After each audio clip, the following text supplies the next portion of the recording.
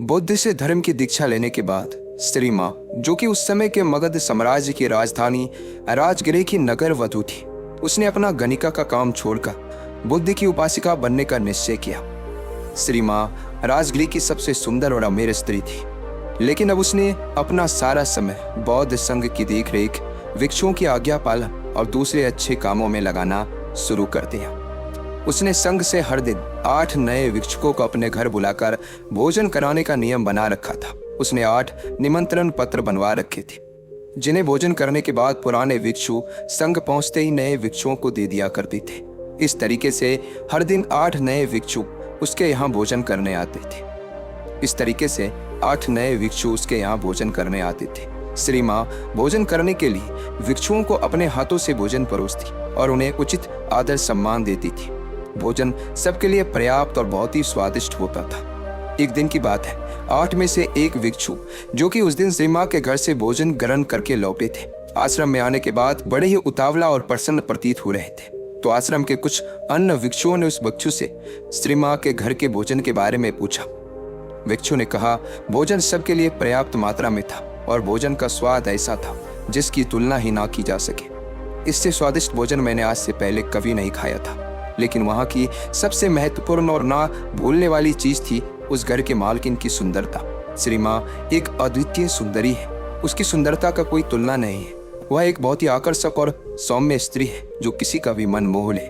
यह सारी बातें वहाँ खड़ा एक जवान भिक्षु भी सुन रहा था। उस जवान भिक्षु के अंदर श्री माँ के प्रति आसक्ति पैदा होने लगी। उसने सोचा, जब इस भिक्षु की बातों में इतनी सुंदर लग रही है तो असल में कितनी सुंदर होगी। उसके मन में श्री माँ की सुंदरता की अलग अलग तस्वीरें उभरने लगी। वह स्त्री के प्रेम में पड़ चुका था जिससे वो अभी तक नहीं मिला था। उसने पता लगाना शुरू कर दिया कि श्री माँ के घर के भोजन के लिए कैसे जाया जा सकता है। बहुत प्रयास करने के बाद उसने एक भिक्षु से अगले ही दिन निमंत्रण प्राप्त कर लिया, क्योंकि अब वह श्री माँ के लिए एक दिन भी इंतजार नहीं कर सकता था।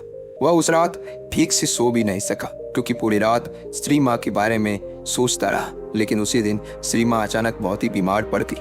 वो अपने सारे गहने और सजावट की वस्तुएं उतार कर बिस्तर पर सोने चली गई। इसलिए जब वो प्रेमी युवा भिक्षु श्री माँ के घर पहुंचा तो नौकरों ने उसका स्वागत किया और उससे भोजन परोसा।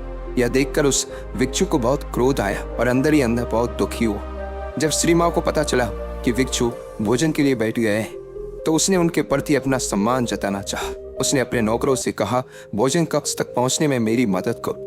नौकरों की मदद से दर्द में कराहती श्री माँ धीरे धीरे चलते हुए भोजन कक्ष में पहुंच गई।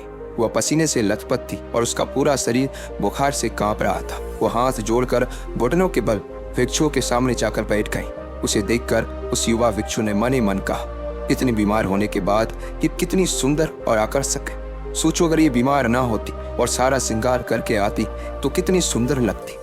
अपनी वासना से वशीभूत होकर उस बौद्ध भिक्षु ने बिना एक भी कौर खाए अपनी भिक्षा पात्र को बंद कर दिया। भोजन समाप्त होने के बाद अपने भिक्षा पात्र को हाथ में लेकर झूमता हुआ आश्रम वापस जाता है। आश्रम पहुंचकर वह भिक्षा पात्र को नहीं खोलता है और उसे कोने पर रखकर अपने बिस्तर पर लेट जाता है। उसके दिमाग में पूरे समय सिर्फ श्री माँ का वो खूबसूरत चेहरा ही घूम रहा था जो उसने भोजन कक्ष में देखा था। वह उसके बारे में जितना सोचता वो उसके लिए उतनी ही सुंदर होती जा रही थी। उसके कुछ मित्र भिक्षुओं ने उसे भोजन कराने का प्रयास किया, लेकिन वह सभी असफल रहे। भयानक बुखार की वजह से उसी रात श्री माँ की मृत्यु हो गई।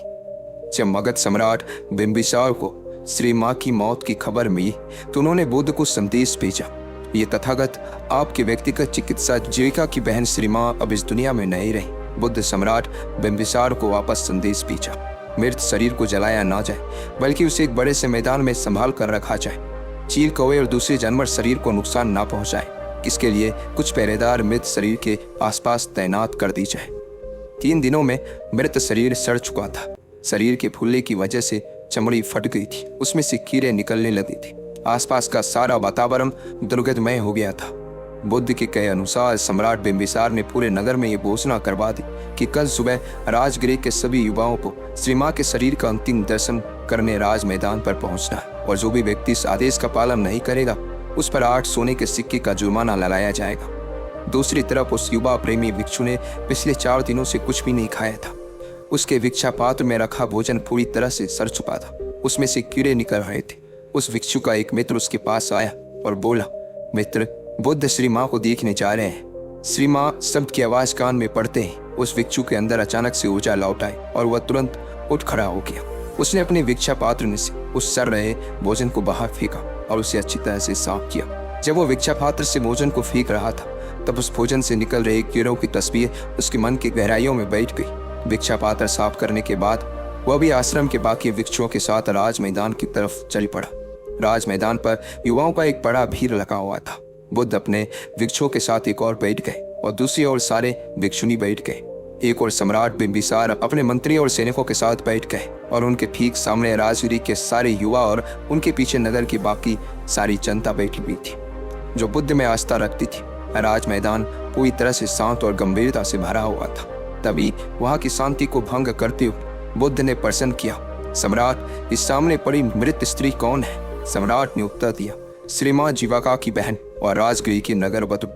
यह सुनकर बुद्ध ने कहा, श्री माँ राजनगर की नगर वधु, चलो अभी सच्चाई का पता लगाते हैं। बुद्ध ने थोड़े ऊंची आवाज में कहा, आप में से जो व्यक्ति 1000 सोने के सिक्के देगा वह श्री माँ के साथ एक रात बिता सकता है। इतना कहकर बुद्ध भीड़ की तरफ देखने लगे। एक भी व्यक्ति ने अपना हाथ नहीं उठाया। बुद्ध ने कहा, 500 सोने के सिक्के। अब भी सब चुप थे। 100 सोने के सिक्के, किसी की कोई प्रतिक्रिया नहीं। 50 सोने के सिक्के, बस चारों तरफ सन्नाटा था। सिर्फ एक सोने का सिक्का, कोई प्रतिक्रिया नहीं। मुफ्त में अब भी किसी ने इच्छा नहीं दिखाई। बुद्ध ने कहा, देखो भिक्षुओं, वही स्त्री है जो 4 दिन पहले नगर के हर पुरुष की चाहत थी। सब इसे अपनी इच्छा पूर्ति का साधन समझते थे। इसके साथ एक रात बिताने के लिए हजारों सोने के सिक्के देने को तैयार रहते थे। एक दूसरे को मरने मारने को तैयार रहते थे। लेकिन आज उसी नगर में उस स्त्री का शरीर कोई मुफ्त में लेने को भी तैयार नहीं है। यही हर इंसान के शरीर के साथ होता है। हमारा ये शरीर अल्पकालिक है और नाशवान है। इसे केवल सुंदर गहनों, कपड़ों और सुगंधित इत्रों के द्वारा आकर्षक बनाया जाता है। लेकिन हमारा कोई भी प्रयास इसे बूढ़ा होने, बीमार होने और अंततः नष्ट होने से नहीं बचा सकता। केवल मूर्ख ही अपने आप को कल्पनाओं से जोड़ते हैं और जो मलिन है उसे सुंदर व आकर्षक मानते हैं। भीड़ में बैठे उस बीमार युवा प्रेमी भिक्षु ने बुद्ध की ये सारी बातें सुनी। बुद्ध की ये बातें उसके दिल को चोट कर गई। उसने सोचा, श्री माँ जब जिंदा थी तो उसका शरीर कितना सुंदर और आकर्षक था, ठीक उस भोजन की भांति जो ताजा पकाकर उससे परोसा गया था। हालांकि समय के साथ उस कटोरे में रखा भोजन सड़ गया और पूरा भिक्षा पात्र कीड़े और मक्खियों से भर गया। इसी तरह एक बार जीवन ने श्री माँ के शरीर को छोड़ दिया तो वह फूल गया, कीड़ों से भर गया। उसमें से तरल पदार्थ निकलने लगा और वह मक्खियों और दूसरे जीवों का आहार बन गया। अपने स्वयं के शरीर के बारे में विचार करने पर वह समझ गया कि वह अलग नहीं है। यहाँ तक कि इस दुनिया में कुछ भी उसके शरीर को बर्बाद होने से नहीं बचा सकता। इसलिए अपने शरीर और कल्पनाओं से लगाव रखना एक भ्रम मात्र है। इस नए ज्ञान के साथ वह अरहंत बन गया, यानी एक ऐसा मनुष्य जिसके अस्तित्व की अर्थार्थ प्रकृति का अंतर ज्ञान प्राप्त कर लिया और जिसे निर्वाण की प्राप्ति हो चुकी है।